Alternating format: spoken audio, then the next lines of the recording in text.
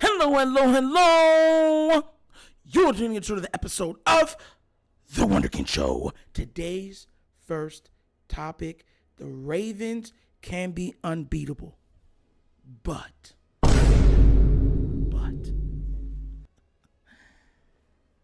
a lot of people have made assumptions on why the Ravens are falling short of expectations. Now, they are winning. They are winning. And at the end of the day, a win is a win. But it's the way that they're winning. It's the yards they're leaving on the field. It's the mistakes, the turnovers, the missed opportunities on fumbles, fumble recoveries. What I'm going to do is I'm going to play a clip from Lamar Jackson. I'm going to go into what this segment really is. And I'm going to tell you exactly what I mean with it, all right? So I'm going to play this quick clip, and then we're going to dumpster dive right into it. So without further ado, let's get this party started. So, Lamar, obviously, third straight win. But just how the game went, how do you kind of take away? You know, is it still a win, or how do you feel of the overall performance for the team? A win is a win, but I feel like we need to put more points on the board. We was punting the ball a lot this game.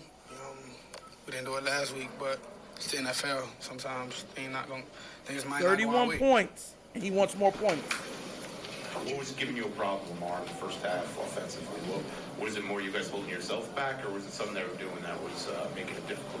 I believe the defense, the type of defense they were playing, some of the calls, some of the plays we had, The amoeba defense. We shouldn't be holding the ball long. They was able to get after us a little, disrupt the backfield a little. That's all. But hats off to their defense because they fought well. Lamar, Arizona doesn't blitz a whole lot, and I don't think they blitzed a ton today. They didn't blitz a lot at all. What is, I guess, just the strategy on like a first down, second down to kind of attack the way that they drop back into coverage? When they would drop back in coverage, we had longer development routes, and their defensive line was, causing havoc. So, You know what? I'm gonna stop it right there because it made the point that I wanted to make. And I'm gonna point out two things. One, when he said that we need to score more points. Now, for most quarterbacks, if their team scores 31 points and there's no defensive help in the scoring, right? Meaning like there wasn't a defensive turnover or a special team made a play, the offense scored 31 points. They're like, great Sunday. Not Lamar. There's a reason for that. Because not every 31 is the same. They're not all equal. Not by a long shot. And also, when I pointed out the defense, what I meant by the amoeba defense is, it's when all the linemen, the defensive line, the linebackers, they're all at the line of scrimmage and they're going like this. They're moving around. You don't know who's coming, who's going. You don't know who's dropping into coverage. A lot of times in this game, they were dropping 8. I counted at least 4 times that they rushed Lamar with only 3 people, and they were still getting pressure with 3. That's why they kept doing it. If you're going to get pressure with three guys, rush 3, drop the rest back in coverage. And that's what they did. That's what they did. But we're going to go back to why the Ravens can be unbeatable. Because, see, I'm talking to somebody on this because I believe that Lamar thinks the same way. If you've ever watched the NBA, you've had scorers go out there, score 40 points, 30 points, and you're like, they got 40, they got 30, but you're like, ugh, right? Because it was probably a high volume night, right? Low efficiency, or the refs were just really, really liberal with the whistle that particular night. And then you see somebody that scores 35, you're like, whoa! Now that's how you play basketball. Virtuoso. Because they got their teammates involved. High efficiency. They made the most of every play that was there.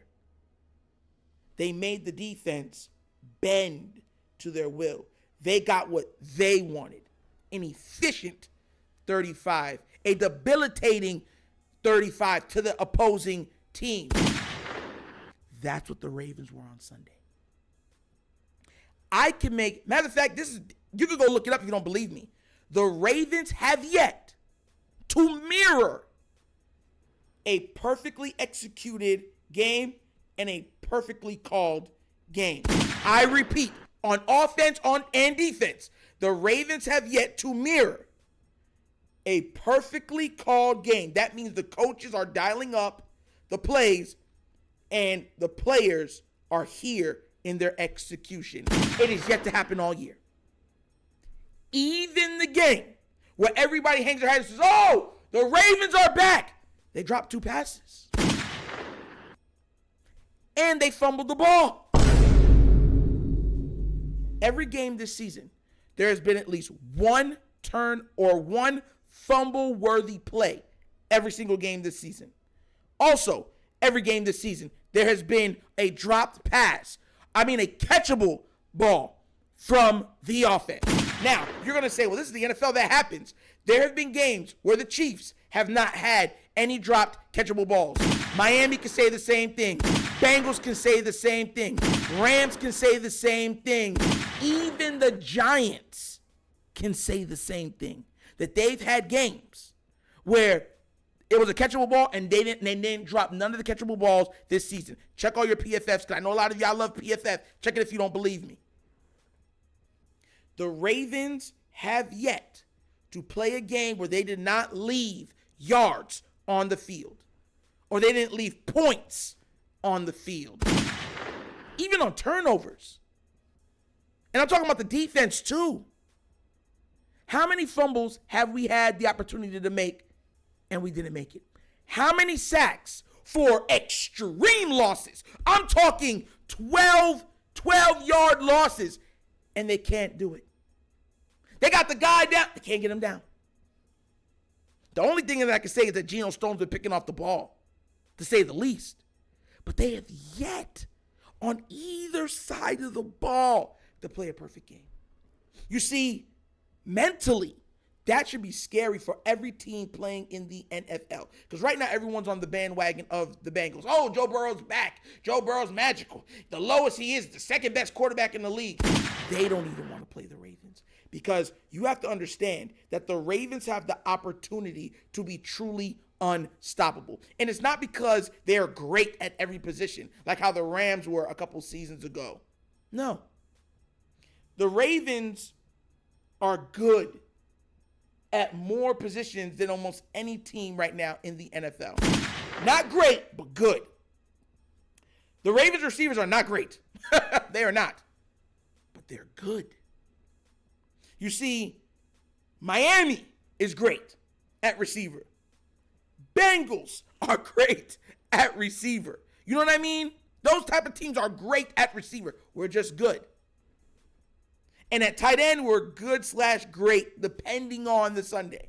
Because we've seen what Mark Andrews can do, and we've seen what sometimes where he can fall into the dropsy syndrome, right? The only 3 positions right now on the Ravens that are great, undoubtedly great, regardless, Sunday in, Sunday out, more than one season doing it, is Roquan at linebacker, even though he's missed some kicks this season, Justin Tucker at kicker, and Lamar Jackson at QB. Those are the only 3 positions where you can say they are great. Every other thing, they're good or below. But because there's so much good, it's less valleys in talent pool. It's more like this. And because of that, they're able to execute at opportune times to make massive plays. Remember, this defense doesn't have a true pass rusher, and they're leading the league in sacks. How many sacks have we seen they miss this season? I mean, just miss. Whiff. 2 hands around the quarterback, and they can't get him down. Non-mobile quarterbacks, they can't get him down. 2 guys on him, can't get him down. Think about it. They have yet to play the perfect game. That's why Lamar is so, that's why when he was on the plane, he was like, because Lamar knows. He knows that if you keep living off and doing those inconsistent things, right? Being consistently inconsistent or making those turnover-worthy plays, right? it'll eventually bite you in your butt. It'll eventually be the sword that gets you in the back. That's why he's not happy. He's not satisfied. And us as Ravens fans shouldn't be satisfied neither, because the Ravens, by all accounts, should be undefeated this season. Undefeated, and it shouldn't even be close.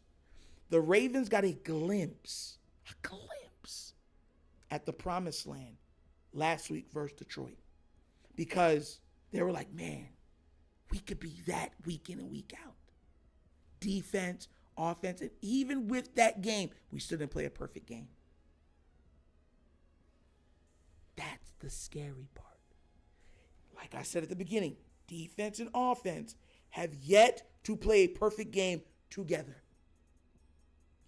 And play calling and execution has yet to have a perfect game on both sides together. So can the Ravens be unbeatable? Yes. But as long as they are consistently inconsistent, they're always going to fall short. This is the part that should scare the Raven flock. Because if this keeps going, eventually our mistakes will catch up to us in the most worst way at the most inopportune time. And as we've seen in the past, that seems to be the playoffs. That seems to be the playoffs. If the Ravens want to go further, they have to clean up the mistakes. They have to make the plays that are there to be played, and they have to get mentally out of their own way. But what do you guys think? Do you agree with Nitro in his assessment that the Ravens can be truly unbeatable? Or do you believe, no, they're just not good enough? Let me know down in the comment section, please, because I think this is something that we need to talk about as a Raven flock. But that's an episode of The Wonder Kid Show! Thanks for watching. You know how we get down. We have fun and we laugh, but everything we talk about rooted in what? Facts and truth. Please do remember, like, subscribe, hit that notification bell, leave a comment. You know, love the comments. And if you have not done so already, check out The Wonder Kid Show's Patreon. Yes, 3 tiers of content goodness. Give it a look, give it a try. Let me know what you think. And at the bottom of the screen is a QR code. QR code's to a Cash App. Cash App's located in the description of every video that we do. And the name of it is The Wunderkind Show. Super easy. But once again, this is The Wunderkind Show. This is your host, Nitro, signing off. And as always, you know my slogan. Peace. And I am out of here. Yerp.